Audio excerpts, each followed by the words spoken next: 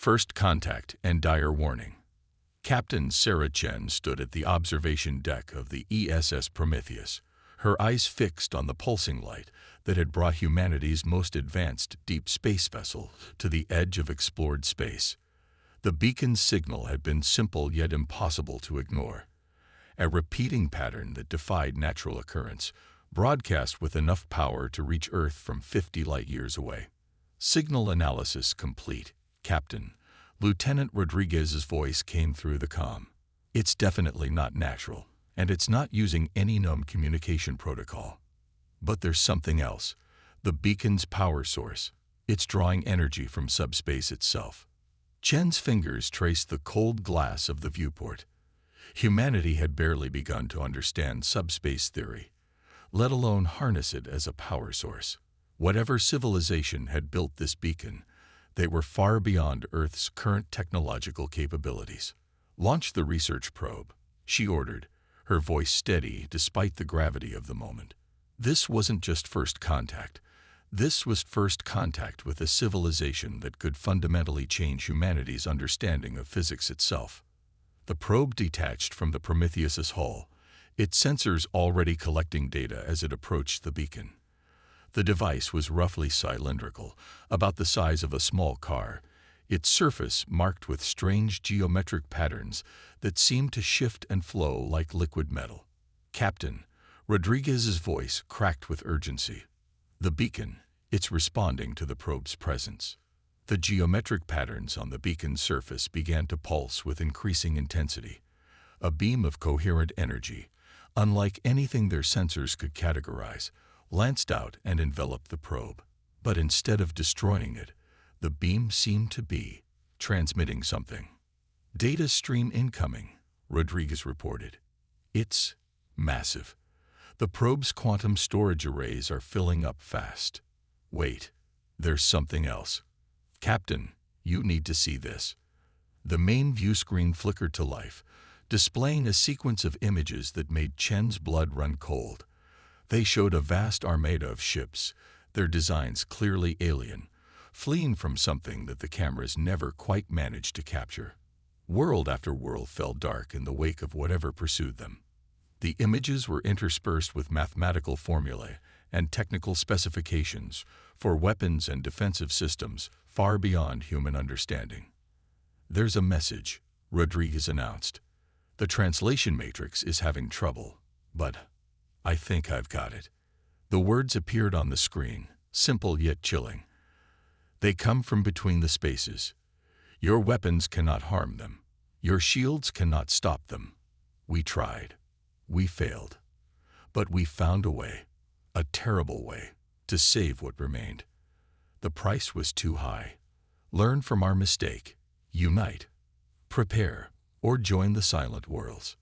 Chen was about to respond when the ship's sensors screamed in alarm. A massive gravitational distortion was forming less than a kilometer from their position. Space itself seemed to tear open, and from the rift emerged a ship. It was massive, easily dwarfing the Prometheus, its hull bearing the scars of what must have been countless battles. But what caught Chen's attention were the markings. They matched exactly the designs of the refugee fleet from the beacon's message. "Captain," her first officer whispered, "they're hailing us." The alien vessel's transmission came through clear and desperate. "You have accessed the warning beacon. You have seen what comes. We are the last of the Sentinel fleet, and we bring you a choice. Join us in preparation for what approaches, or face extinction alone."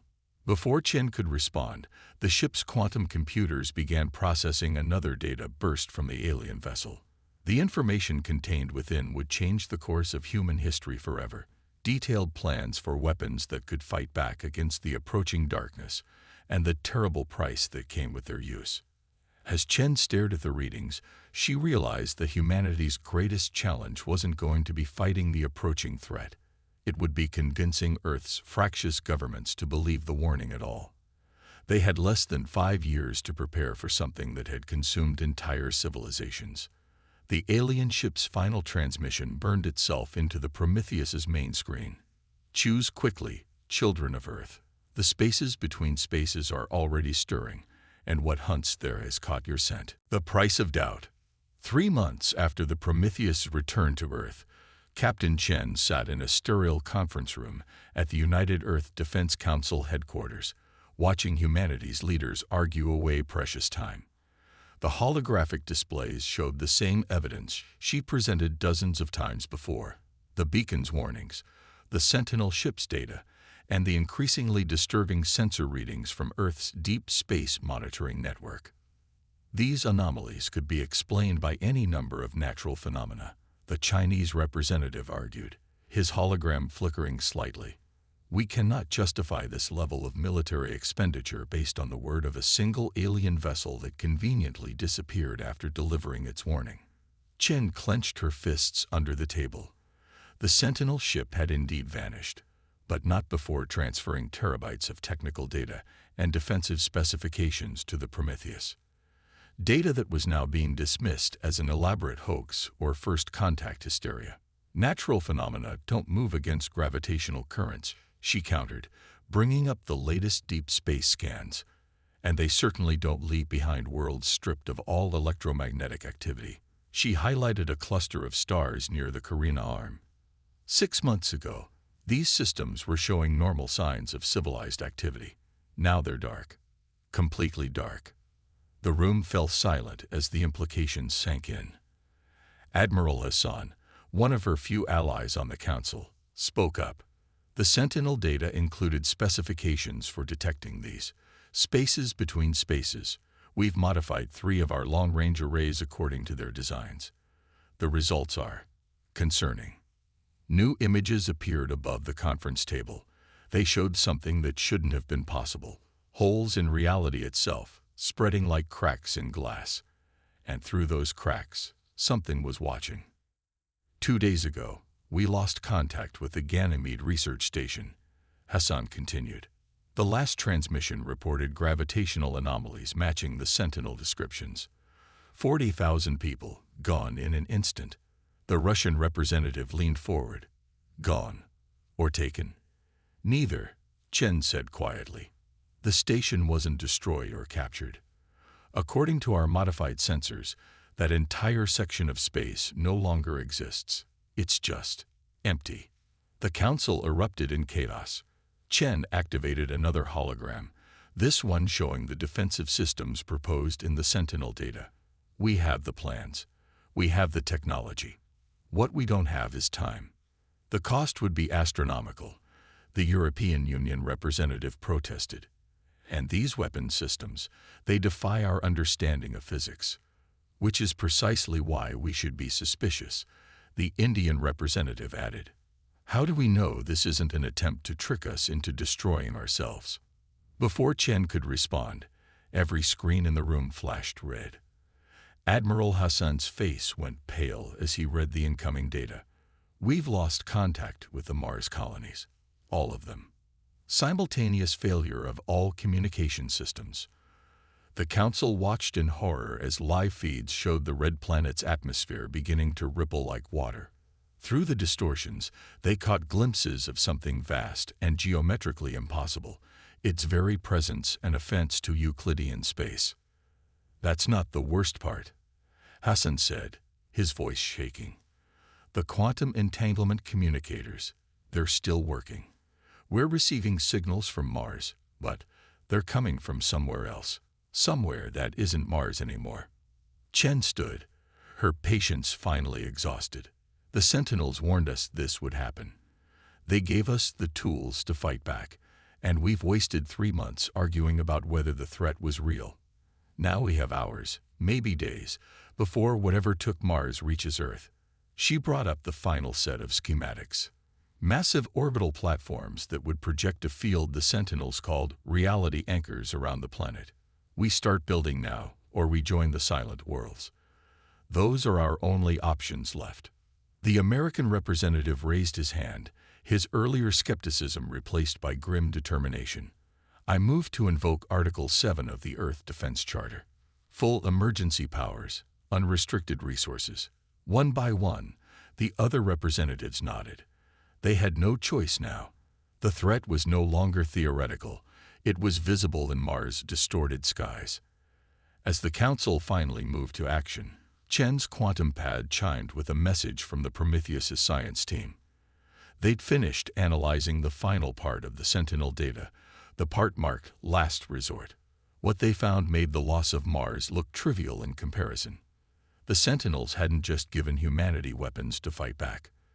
They'd given them a way to tear reality itself apart, and a warning about why they might need to use it. Humanity's response. The orbital shipyards above Earth blazed with unprecedented activity. 6 months after the loss of Mars, humanity had transformed its entire industrial capacity toward a single purpose: survival. Captain Chen watched from the command deck of the newly commissioned ESS Defiant as another reality anchor platform took shape against the backdrop of stars. Production efficiency is up another 12%, Dr. Yuki Tanaka reported, her hologram floating beside Chen. The young physicist had been the first to comprehend the Sentinel technology, and now she led the teams adapting it for human use. The quantum forges are performing beyond our initial projections. We've cracked their method of manipulating subatomic structures. Chen nodded, studying the massive construction efforts visible through the view screen. The reality anchor platforms were unlike anything humanity had built before. Massive crystalline structures that pulsed with energies that defied conventional physics. They were beautiful in a terrifying way. "What about the weapon systems?" she asked, bringing up the tactical displays.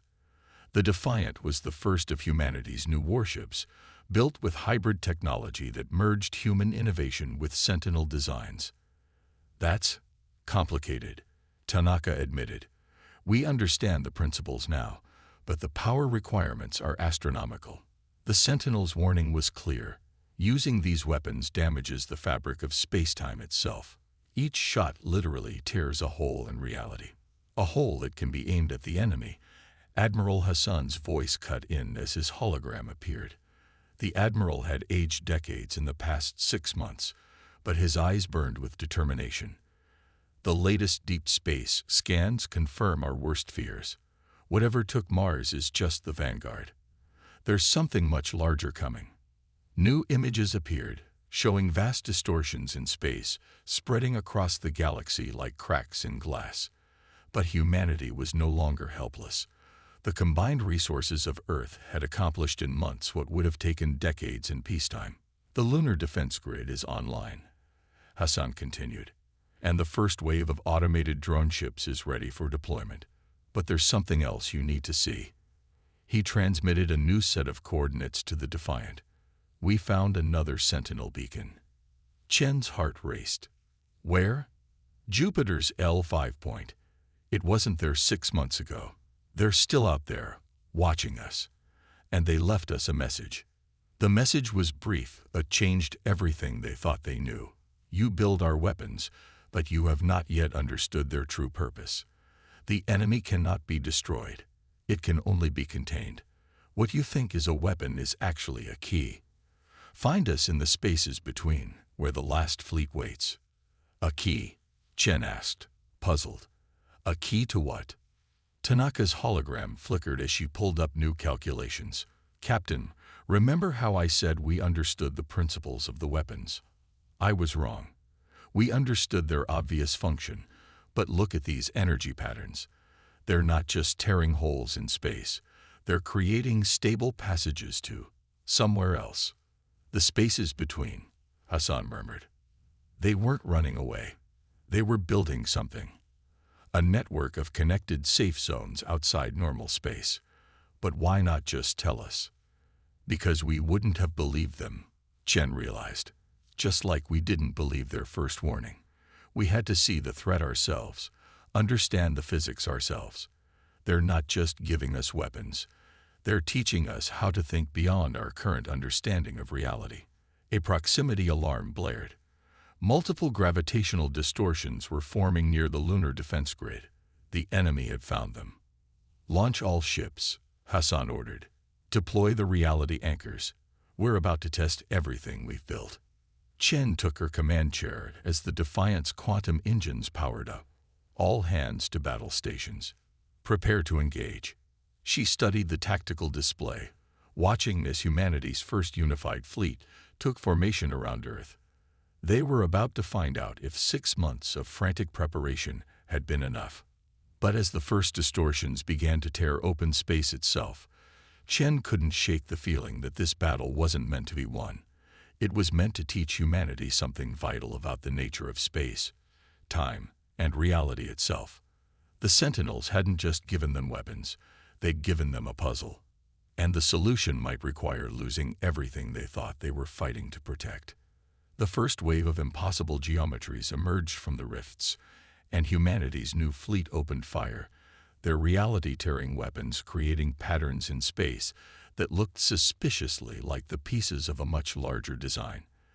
They weren't just fighting for survival anymore. They were building something, one shot at a time, using the very fabric of space-time as their canvas. The final stand. The void around Earth erupted with energies that shouldn't exist in normal space. Captain Chen watched as reality itself buckled under the assault of both human and enemy weapons. The Defiant shuddered as another reality-tearing blast launched from its main cannon, creating a precise geometric pattern in the fabric of space-time. Pattern completion at 60%, Dr. Tanaka reported from her station. The physicist's eyes were fixed on readings that would have seemed impossible just months ago. Each tier we create is holding stable, Captain. They're not random damage. They're forming a lattice. Through the view screen, Chen could see the truth of it. What had appeared to be desperate defensive fire was actually creating something vast and precise. Every shot from Earth's fleet added another line to an enormous geometric pattern that was slowly encasing the entire solar system. Admiral, Chen called out as the Defiant banked hard to avoid a reality-warping blast from one of the enemy entities.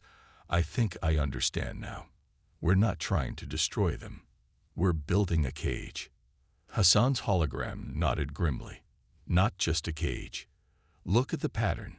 It's identical to the one we found in the Sentinel beacon's data. We're recreating their last resort, but on a scale they never attempted. Another wave of enemy entities emerged from the rifts, their impossible geometries hurting the eyes of anyone who looked directly at them. But now, Chen could see what they really were. Not invaders, but refugees themselves, fleeing from something even worse. New contact. Lieutenant Rodriguez shouted. Massive distortion forming at the edge of the system. This is different. The tactical display showed something that made the previous entities look tiny in comparison. Space itself was unraveling around it, reality dissolving like tissue paper in acid. This was what the Sentinels had fled from, not the entities themselves, but what drove them. All ships, maintain pattern integrity, Chen ordered. We're not fighting the entities, we're saving them. And ourselves. She turned to Tanaka. How close to completion? 80%. But Captain, these readings, whatever's coming through that massive rift, it's going to reach us before we can complete the pattern. Chen made a decision that would change the course of human history. Divert all power to the main cannon. We're going to complete the pattern with a single shot. That's impossible. Tanaka protested. The energy requirements would tear the ship apart.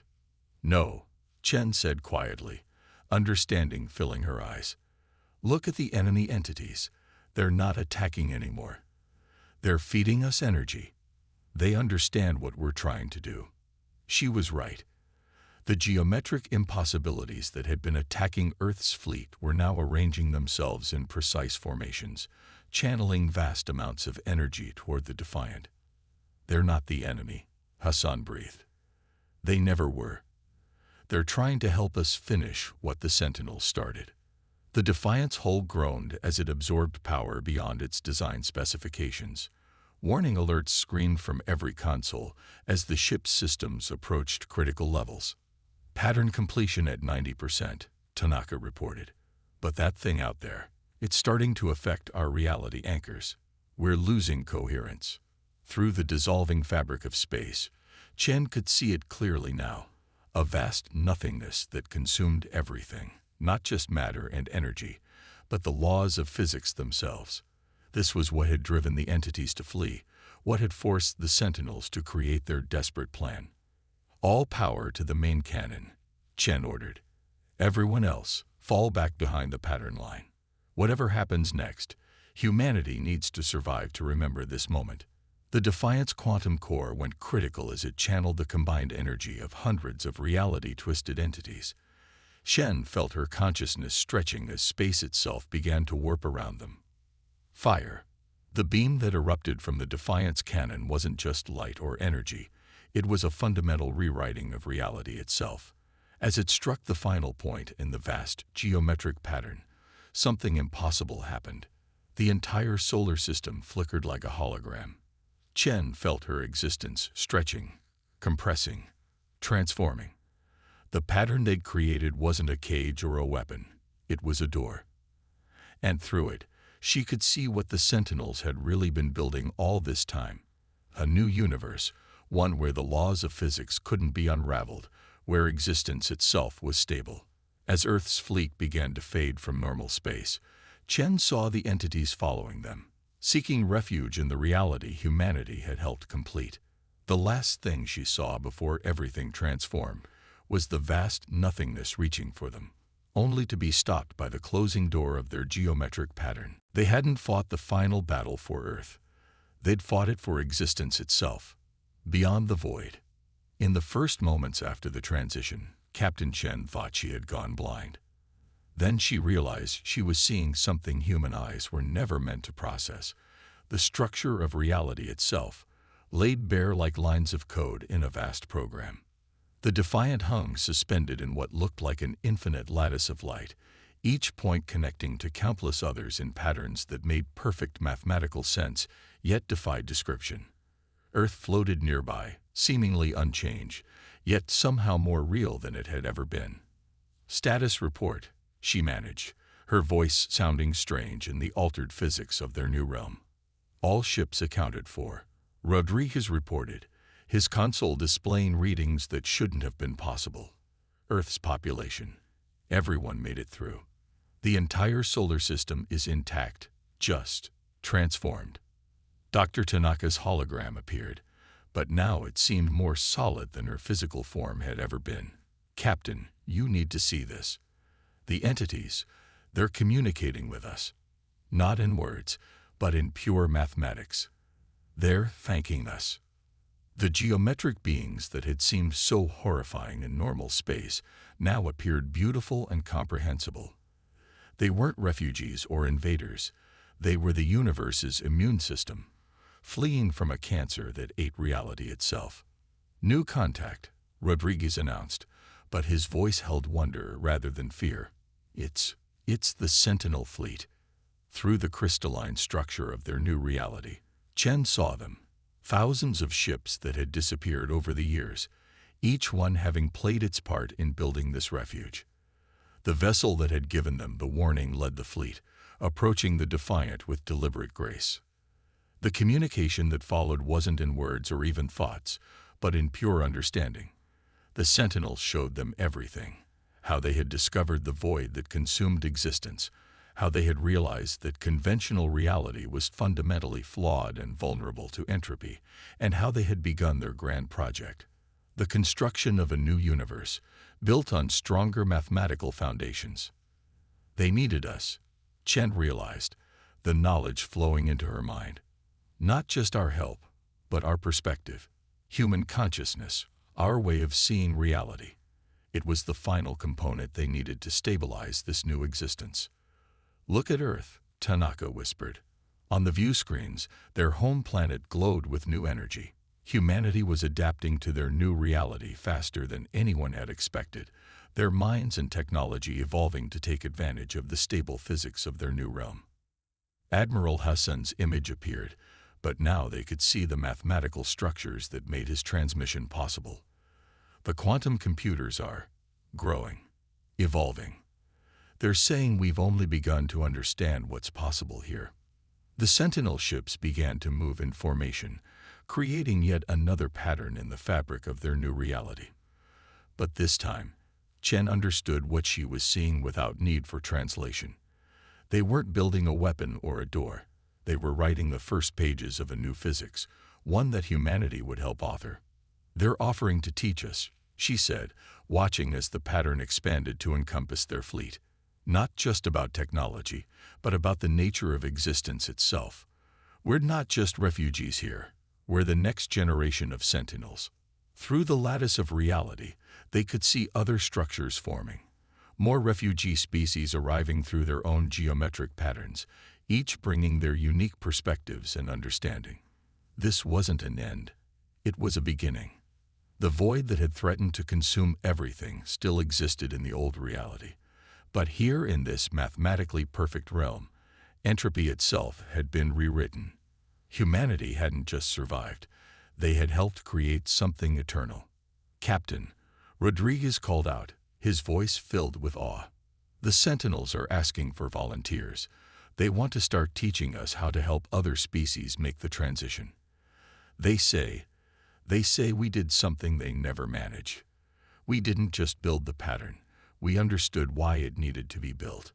Chen looked out at the crystalline structure of their new universe, where the laws of physics were as solid as mathematical proofs, where consciousness itself was part of the fundamental equations. They had lost their old reality, but gained something far greater, the chance to be part of existence's next great evolution. "Signal the fleet," she ordered, a smile playing at her lips. "Tell them the real work is just beginning. We didn't just save humanity today. We helped save existence itself. Now it's time to learn how to do it again." As the Defiant moved to join the Sentinel fleet, Chen understood the true meaning of that first warning. They hadn't ignored it. They had fulfilled it in ways even the Sentinels hadn't imagined. Humanity's fleet hadn't vanished. They had transcended, becoming part of something greater than their original universe could have ever contained. In the lattice of their new reality, the future stretched out infinite and bright, waiting to be written in the language of pure mathematics and human dreams.